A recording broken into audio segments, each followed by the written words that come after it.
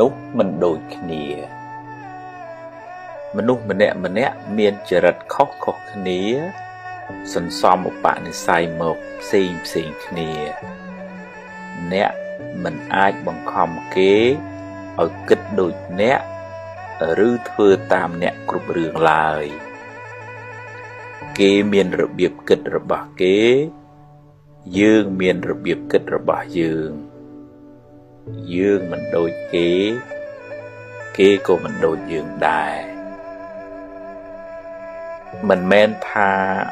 មិនខ្វល់នោះទេអ្នកនៅតែជួយកែតម្រូវជួយតម្រែតម្រង់បើគេកែបានជារឿងល្អបើគេមិនព្រមកែទេទោះបីអ្នកយំយេកស្រែកទួញទៅក៏មិនដឹងបានអីមកវិញអ្នកណាវិច្ចសម្ពាយកម្មណានឹងទទួលផលនៃកម្មនោះដោយខ្លួនឯងអ្នកជួយណែនាំដោយមេត្តាចិត្តតែអ្នកក៏ត្រូវមានបញ្ញាហ៊ានទទួលស្គាល់ការពិតថាអ្នកប្រឹងអស់ពីសមត្ថភាពហើយ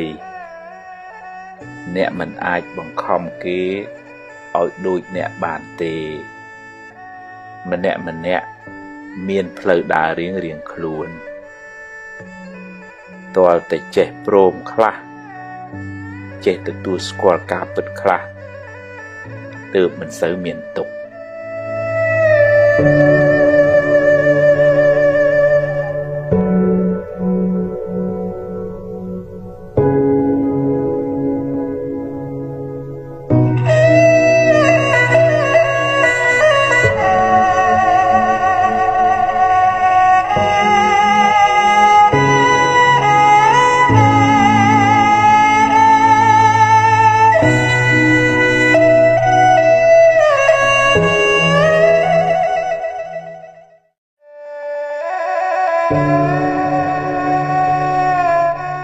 មនុស្សមិនល្អគ្រប់10ទេ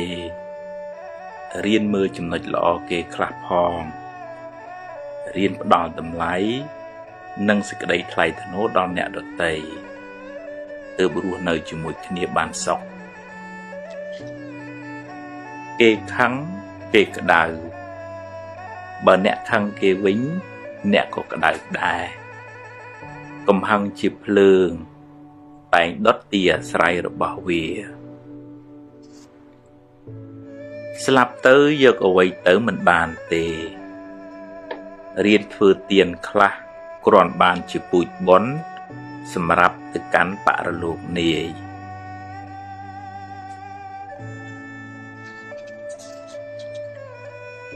ហួងហែងច្រើនទុកក៏ច្រើនដែរ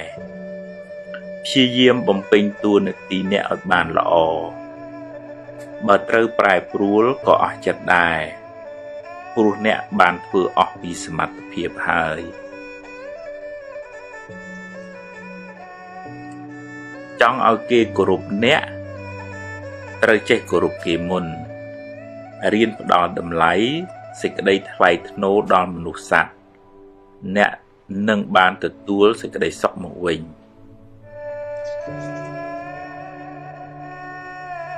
ព្យាយាមធ្វើរឿងណាដែលអ្នកអាចធ្វើបានរឿងដែលអ្នកមិនទាន់ធ្វើកើតរងចាំសិនចាំដល់ពេលអ្នកមានឱកាស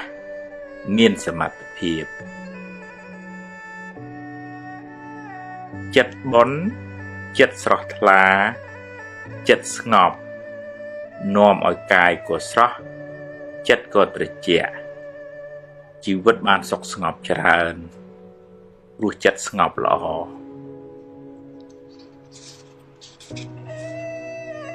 គ្មាននរណាជៀសផុតពីការនិន្ទាទេសូម្បីតែព្រះពុទ្ធពុំសូវយកពាក្យគេមកបំផ្លាញសេចក្តីសុខក្នុងចិត្តអ្នកឡើយធ្វើទានជួយសង្គ្រោះពេលគេមានទុក្ខអ្នកបានបុណ្យផងបានការរាប់អានផង បានដាំពូជជាអ្នកមានទ្រព្យច្រើនផង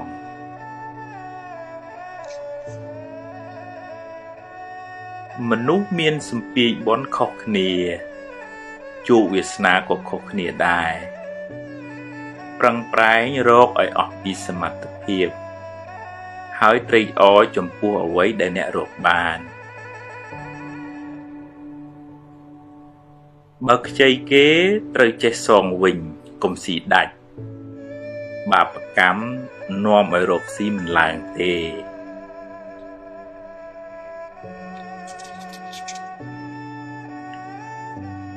កុំយកមុខយកមាត់តែម្នាក់ឯងចែកគេខ្លះផងទើបធ្វើការជាមួយគ្នាបានយូរ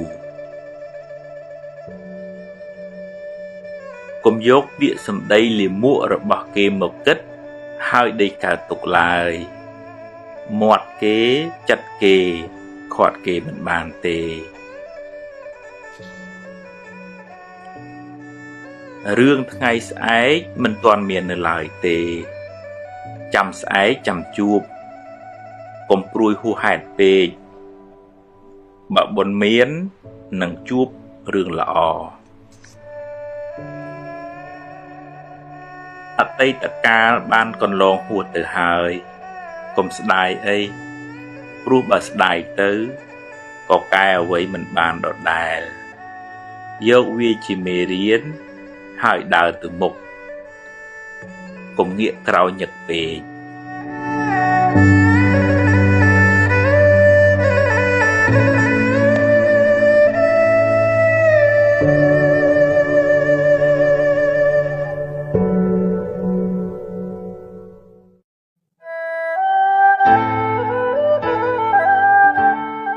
សង្ឃឹមខ្លាំងពេលមិនបានដូចចិត្តទុកក៏ខ្លាំងដែរសង្ឃឹមចុះតែក៏ត្រូវទម្លាប់ប្រាប់ខ្លួនឯងថាបើបានក៏ទទួលបើមិនបានក៏ត្រូវតែហ៊ានប្រឈមហើយប្រឹងប្រែងបន្តទៀតអ្វីមិនចេះតែបានសម្រេចដោយប្រាថ្នារហូតទេហើយរឿងរ៉ាវសុទ្ធតែមានហេតុរបស់វាបើហេតុគ្រប់គ្រាន់ទើបអាចកើតចេញជាផលបានបើអ្នកដាំស្រូវស្រាលយ៉ាងហោចក៏ត្រូវរងចាំ3ខែដែរបើអ្នកដាំស្វាយត្រូវការរហូតដល់3ឆ្នាំសូមកុំតក់ក្រហល់កុំបង្ខំខ្លាំងពេកអីធ្វើតាមលំដាប់លំដោយតែមិនមែនមានន័យថាបណ្ដោយវាតាមយថាកម្មឡើយអ្នកនៅតែតស៊ូព្យាយាមអត់ធន់ផ្ចិតផ្ចង់ក្នុងកិច្ចការងាររបស់អ្នកបើបានសមតាមប្រាថ្នាចាត់ទុកថាជាបុណ្យរបស់អ្នកបើប្រឹងអស់ពីសមត្ថភាពហើយនៅតែមិនបានមានន័យថាការប្រឹងប្រែងមិនទាន់ដល់កម្រិតឬបុណ្យរបស់អ្នកមិនទាន់គ្រប់គ្រាន់នៅឡើយសូមកុំឆេវឆាវកុំមួម៉ៅពេកអីកុំទម្លាប់បន្ទោសគេបន្ទោសឯងរៀនទទួលយកការពិតព្យាយាមរកហេតុផលរកចំណុចខ្វះខាតរួចកែតម្រូវប្រឹងធ្វើឲ្យបានល្អជាងមុនអ្វីដែលខុសទៅហើយចាត់ទុកជាមេរៀនតែកុំបណ្ដោយឲ្យវាคล้ายជាភ្លើងដុតអ្នកយូរពេកសង្ឃឹមថាកិច្ចការអ្នកនឹងបានសម្រេចសង្ឃឹមថាការងារនឹងរលូនទៅមុខតែអ្នកក៏ត្រូវសង្ឃឹមផងដែរថាវាអាចមានរឿងមិនល្អកើតឡើងជាយថាហេតុអ្នកគ្មានសមត្ថភាពហាមឃាត់វាបានទាំងស្រុងទេបើមិនបានដូចសង្ឃឹមសូមកុំបាក់ទឹកចិត្តសូមកុំអាលបោះបង់ចោលដរាបណានៅមានជីវិត អ្នកអាចសាកល្បងសារជាថ្មី